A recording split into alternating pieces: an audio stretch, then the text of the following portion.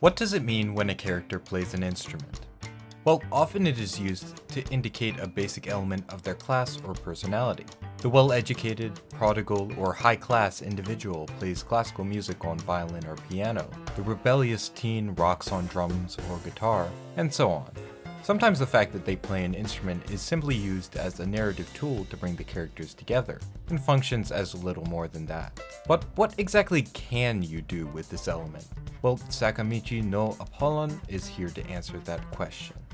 The process of playing music is a process of expressing oneself, and through the space that is time in which one creates, the fluctuating feelings of the individual are reflected.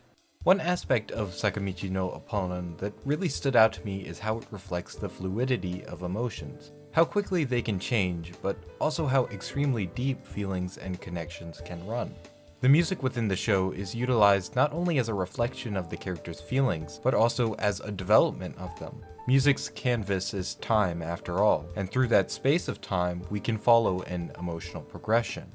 What makes Sakamichi no Apollon stand out from works like Nodame Cantabile and Your Lie in April is that the characters do not rely on music physically. Their livelihoods are not at stake with regards to their instrumental ability, and they are not surrounded by the culture that comes with people whose sole purpose and passion in life is being a musician. This enables the show to explore its romantically interconnected narrative, while having the characters flesh this out through their performance, because the characters turn to music as an escape and a way to connect with their own feelings and enhance their relationships, rather than as a source of stress and purpose for existence in itself. Kaoru is our point of entry into the wide world of jazz, and his ability at playing such is another factor that makes the emotionality of the performances that much more effective. It would be difficult to invest oneself within the playing as a narrative expression of the characters and truly feel like it exists within the world they are presenting if the performances were good and polished to an unbelievable degree.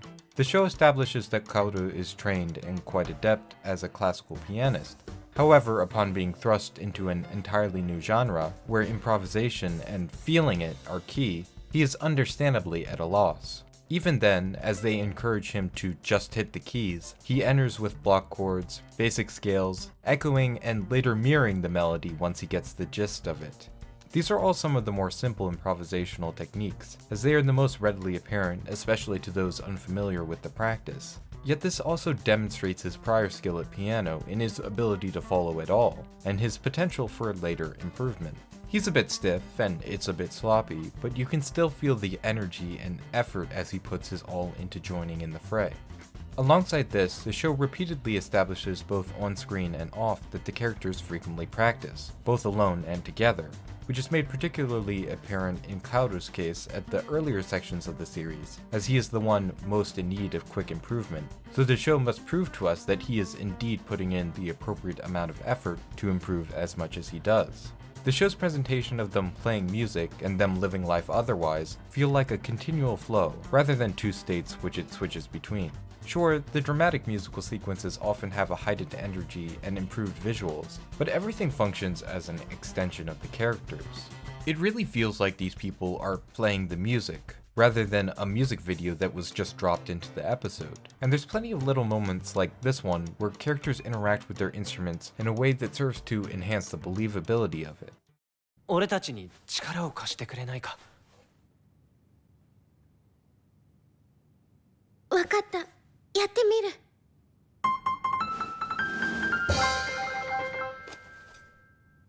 It would be a disservice to the show to speak of the characters' performances without bringing up the famous scene from episode 7, but I think due context is necessary to really appreciate just how brilliant the scene is. The scene functions as an emotional climax and release after a multitude of conflicts between the cast. Sentaro is playing in a rock band for the school festival to aid Seiji, who desires to become a star in order to support his poor family. Kaoru lacks a greater context and as a result feels betrayed by Sentaro. This also comes after Kaoru's confession to Ritsuko was rejected, and his second attempt at making a move was equally unsuccessful. Sentaro also feels conflicted after he is pushed away by the girl he loves, Yorika, as she has developed feelings for Junichi, who is like an uncle to Sen, which serves as an understandable point of conflict.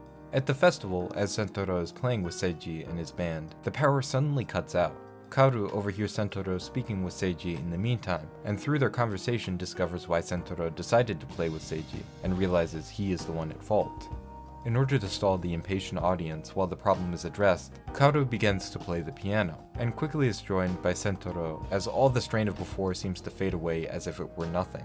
Their feelings are reflected in the performance through a musical vignette of the series up to this point, a medley consisting of My Favorite Things, Someday My Prince Will Come, and Monin. Each of these songs has a lot of baggage behind it, and the progression even further exemplifies the complexity of these mixed up emotions.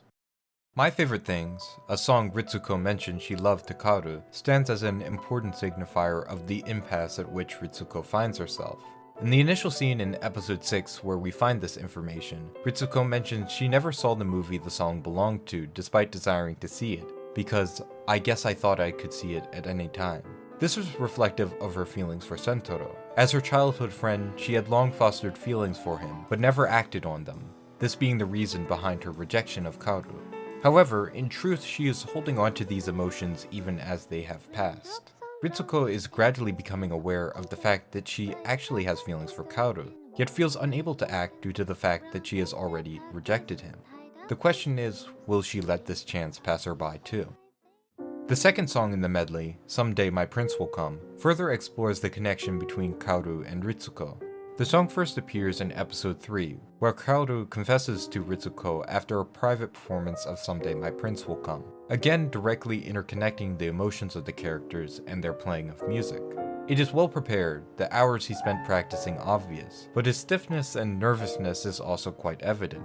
The piece serves as a bold expression of Kaoru's love for Ritsuko, even as he is aware of her feelings towards Sen.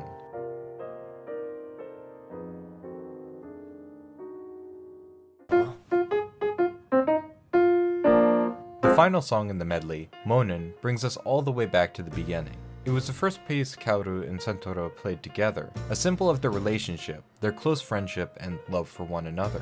A performance of passion with Kaoru a novice at the time, all about the moment without care for perfection. These three pieces join together in this excellent medley to reflect and progress the characters. The performance of My Favorite Things expresses Kaoru's continual care towards Ritsuko, and serves as a reminder to Ritsuko herself of the risk she poses if she continues her habit of inactivity. With Sen joining in, we already feel the cathartic effect after them having been apart from playing for what feels like years. Kaoru interjects with Someday My Prince Will Come, a sudden surprise yet still perfect transition.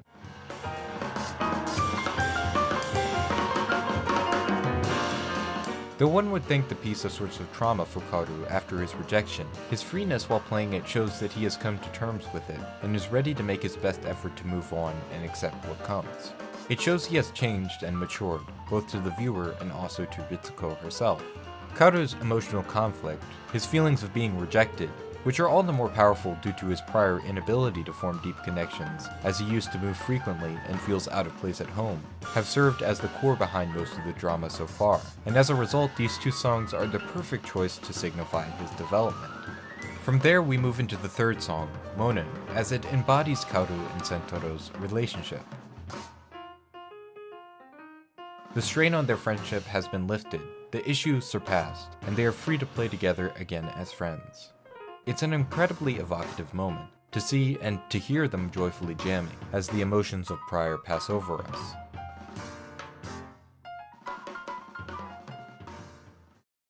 Another example of musical expression proving an important tool for the characters is in the case of Sentoro and Junichi in episode 9. Their relationship already strained as a result of Yurika as mentioned earlier, we discover Junichi intends to leave for Tokyo with no plan to return. Though Sentoro avoids him for a while, ultimately they square off in the battlefield of the basement, resolving their anger through a furious jam session. You can definitely feel the passion burning as the drums and trumpet blare against each other, Kaoru at the piano trying tentatively to accompany, but audibly at a loss against their fiery playing. It's the perfect way to have these characters reconcile and move on by expressing their feelings to one another through the medium they both love and have shared together for so long. And especially with the freedom to just go crazy that jazz gives, the emotions of the characters are tangible.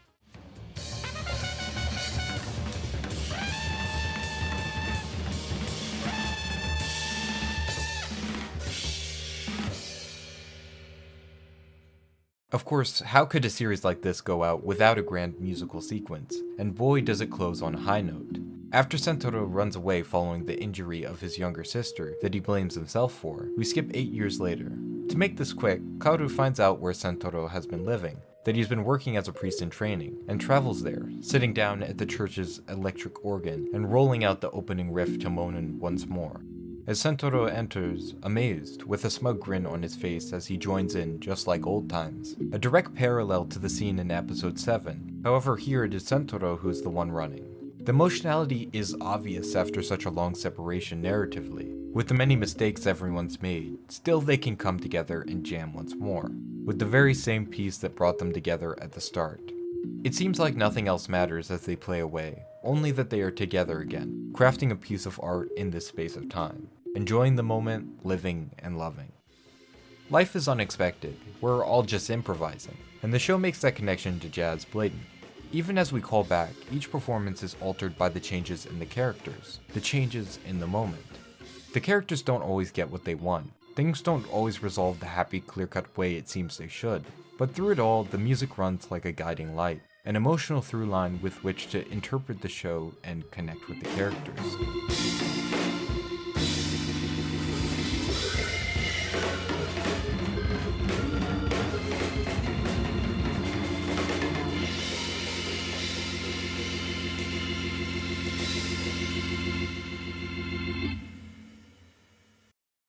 Thanks for watching. Kinda crazy I made a whole video talking about the use of music and didn't even touch on the great compositions themselves, but that'll happen eventually, I'm sure. If you want to see more of me, you can find me in these places. Course Contemplations, my second channel for vlogs and unscripted content. I just started doing my first impressions for summer 2018, so you can give that a look if you desire. I also run a podcast titled Natsukashi, where I discuss old anime with other AniTubers, and you can follow me on Twitter at CoreReviews to keep up with my random thoughts. See y'all in the next one.